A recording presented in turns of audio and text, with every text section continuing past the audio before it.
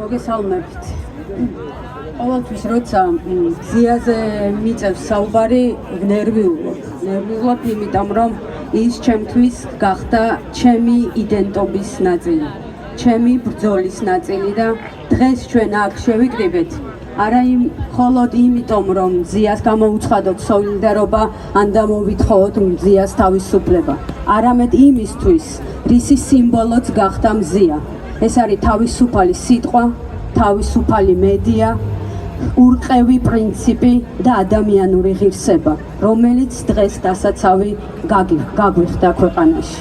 მზია არის, იყო და იქნება მუდამ ბრძოლის წინა ხაზზე, არა იარაღით, არამედ სიტყვით, სიმართლით და ჟურნალისტიკური ეთიკით. ის და მთელი მისი ჯგუფი, ბათუმელები, ნეტგაზეთი და სხვა თავისუფალი მედია საქართველოში ცდილობდა და ამხელდა წინა ხელისუფლებას და ამ ხელისუფლებას კორუფციაში, ნეპოტიზმში,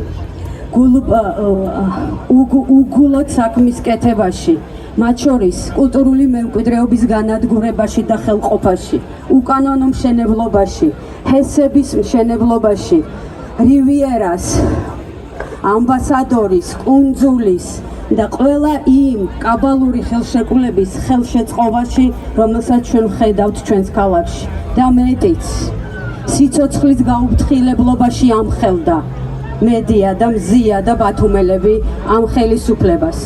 იმ სიცოცხლის გაუფრთხილებლობაში, რომლის გამოც ბავშვები დაიღუპნენ ამ ქვეყანაში და ამ ქალაქში.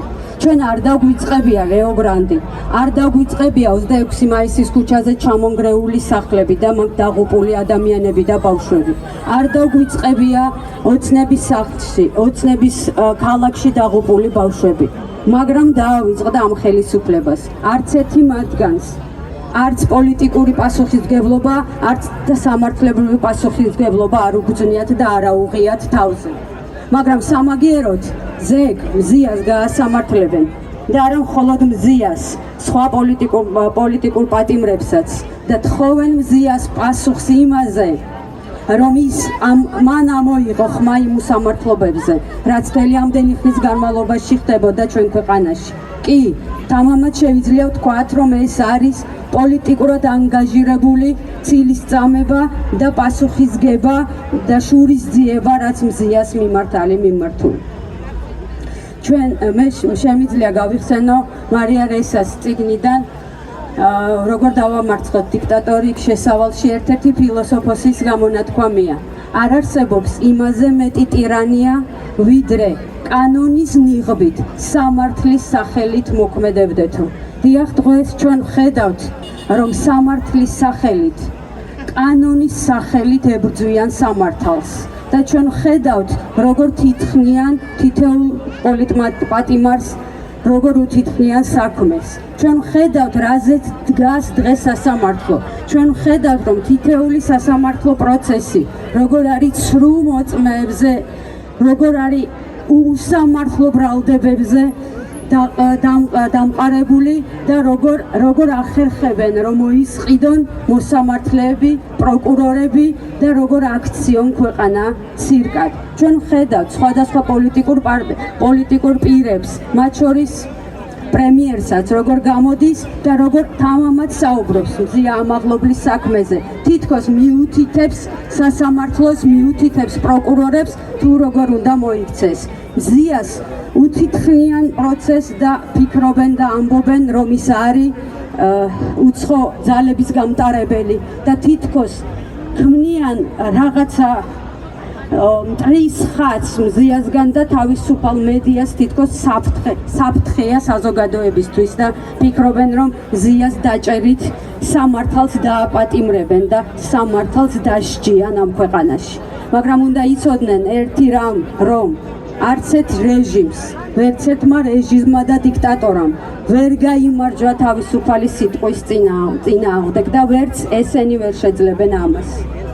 ალბათ თქვენს ისევე როგორც მე ხშირად გვაქვთ განცდა, რომ ვერაფრით ვეწინააღმდეგებით იმ უსამართლობაც არის გამეფებული ჩვენს ქვეყანაში. მაგრამ ერთი რამ არ უნდა დაგვავიწყდეს.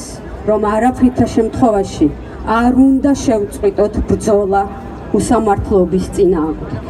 არაფრითა შემთხვევაში არ უნდა შევწყვიტოთ ბრძოლა და უნდა ვიყოთ წინააღმდეგობაში. მხოლოდ ჩვენი გაუტეხლობით, მხოლოდ ჩვენი ერთად დგომით, თანადგომით, გვერდში დგომით, ზრუნვით, რასაც ჩვენ ამას ვაკეთებთ 150 დღეა და ჩვენ ვდგავართ ერთმანეთის გვერდ და მხარ და მხარ. ვუმაგრებთ ზურგს ერთმანეთს, ვდგავართ სასამართლო პროცესებზე, ღამეებს ვათებთ კარავში, ვდგავართ ციხის კარებთან, ერთმანეთს ვუგროვებთ ჯარიმებს და არ ვტოვებთ განსაცდელში. ასე არ უნდა დავტოვოთ ერთმანეთი, უნდა ვიბრძოლოთ ბოლომდე და ჩვენ ამ ხელისუფლებას ჩამოვანგრევთ, ჩამოვშლით. ჩვენ ვხედავთ, როგორ გაურბის ერთგული მონები ქართულ ოცნებას და ისინი აუცილებლად ჩამოიშლება. ერთმანეთის მიყოლებით როგორ უქრება სისტემას თავისი ერთგული ფინიები და ჩვენ დავინახავთ მათ ჩამოშლილს. ოღონდ ერთი რამ უნდა გვახსოვდეს, რომ არაფრითა შემთხვევაში არ უნდა გავტყდეთ და მზია სიტყვებით დავასრულებდით. იბრძოლეთ მანამ, სანამ გვიან არ არის. თავისუფლება მზიას, თავისუფლება ზვიაც, თავისუფლება თემურ ქათამაძეს, თავისუფლება ანდროს, თავისუფლება პოლიტ პატიმრებს, თავისუფლება მედიას, თავისუფლება საქართველოს, დიდება საქართველოს, დიდება გმირებს ჩვენი ქვეყნისთვის დაღრულ სისხლს, რომლისთვის ქართული ოცნებისთვის არის მხოლოდ თურმე ვიღაცის პიარისთვის. დიდება საქართველოს. ცეცხლი ოლიგარქიას.